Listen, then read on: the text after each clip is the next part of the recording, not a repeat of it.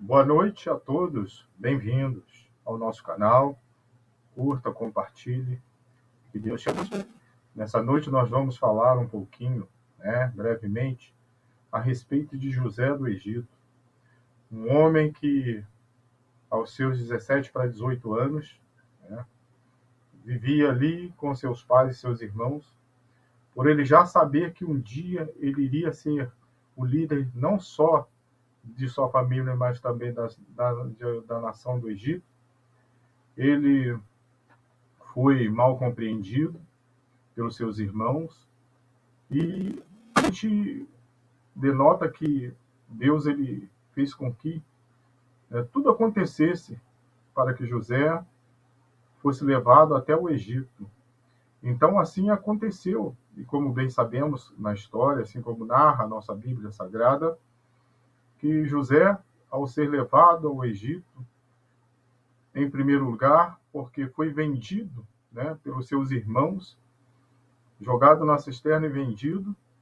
E para os ismaelitas, daí para frente, eles o venderam para Potifar.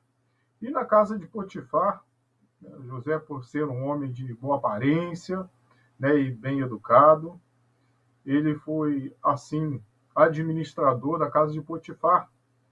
E tudo que ele colocava, Deus abençoava, acontecia coisas grandes, E assim, irmãos, nós vemos que a mulher de Potifar, ela olhava para José com desejoso, um desejo carnal, porque, como eu disse a princípio, ele era um homem de bela aparência, muito educado.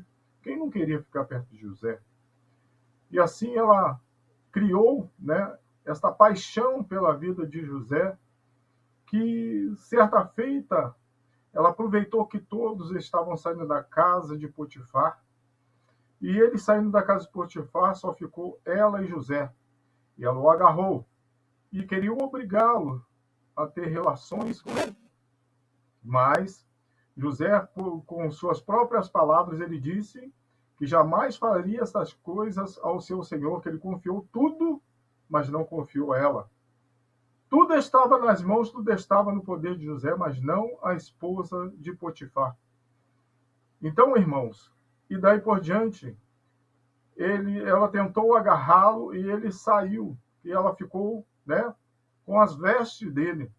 E nisso ela se apresentou aquilo para os empregados, a seguir para o seu marido, não é? Assim como nós vemos. E ele logo acreditou nela porque ela tinha uma peça de roupa rasgada de José. E como nós vemos, irmãos, mais uma vez, que ela tinha prova de um crime, mas um crime que não era legítimo, né? Mas vamos entender a história. Assim, José foi levado à cadeia e preso.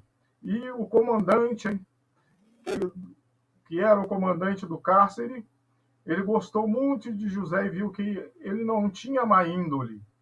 E assim ordenou a José que ajudasse ele com as tarefas na prisão.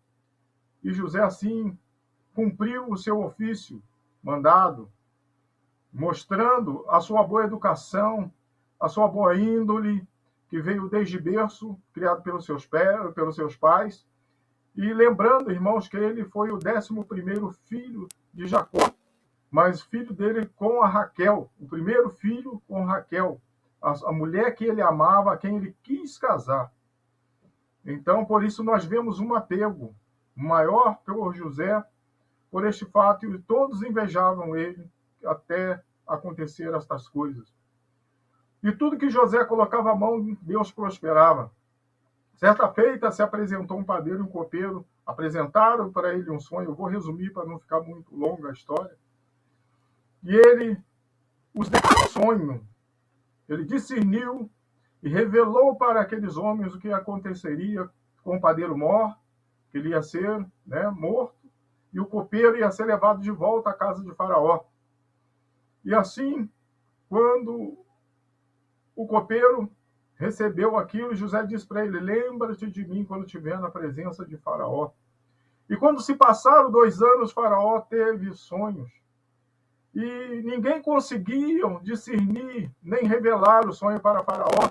E foi aí que caiu na lembrança do copeiro mor e lembrou: meu senhor, quando tu lançaste nós na prisão, eu mais o padeiro, havia lá um homem, um hebreu, que fizeste assim nos conhecer a revelação do nosso sonho, e assim conforme ele falou, aconteceu. Eu estou aqui, e o padeiro, tu tiraste a vida dele. Então eu acredito que ele possa discernir também o seu sonho. E Faraó concordou e mandou chamar José e dar um banho, né, e o arrumá-lo. E assim José sai da prisão e vai à presença de Faraó. Ele apresenta o sonho dele, resumindo, que havia 7 vacas gordas, e de repente subiu 7 vacas magras e comiam as gordas. E ele revelou: as 7 vacas gordas são 7 anos de fartura, e as 7 vacas magras é 7 anos de fome. E daí por diante, ele ficou sem saber o que fazer. Ele disse: e o que eu farei quanto a isso? E José disse para ele: arrume um homem de sua confiança, que faça celeiros grandes, e faça uma plantação para que venha a ser reservada, para que o povo não passe fome. E Faraó acatou e lhe trouxe para perto dele e deixou ele como segundo do Egito. Faraó disse para ele: o Egito todo está em tuas mãos, menos a minha vida. Eu estou acima de ti. E bendito seja o teu Deus. E assim, meus irmãos, nós vemos que aconteceu. E aqueles mesmos irmãos que de José, que o lançaram e depois venderam, de repente aparece o Egito e José os conhece. E faz com que a provisão, mais uma vez resumindo, entrega para eles. E ao chegar à conclusão disto tudo, aconteceu que José manda chamar seu pai, Jacó, ou Jacó, para vir morar na terra do Egito. E quando isso aconteceu, José correu ao seu encontro, deu um abraço longo e choraram bastante. E José ali escolheu uma das melhores terras do Egito para que a sua família morasse, a terra de Goshen. Então, irmãos, Deus, resumindo essa história e já trazendo para vocês e fazendo uma conclusão rápida, Deus, ele primeiro, ele fez com que José tivesse todo o ensinamento necessário da parte da sua família, tanto da parte da educação quanto simpatia, e também fazer conhecer o eterno Deus e seus mandamentos. E através disso, José vai sendo levado a escravo, mas ninguém entendia o propósito.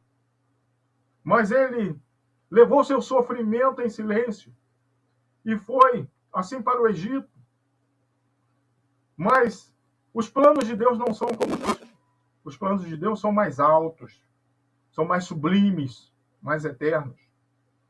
Nós só vemos a situação difícil, não conseguimos ver a mão de Deus agir.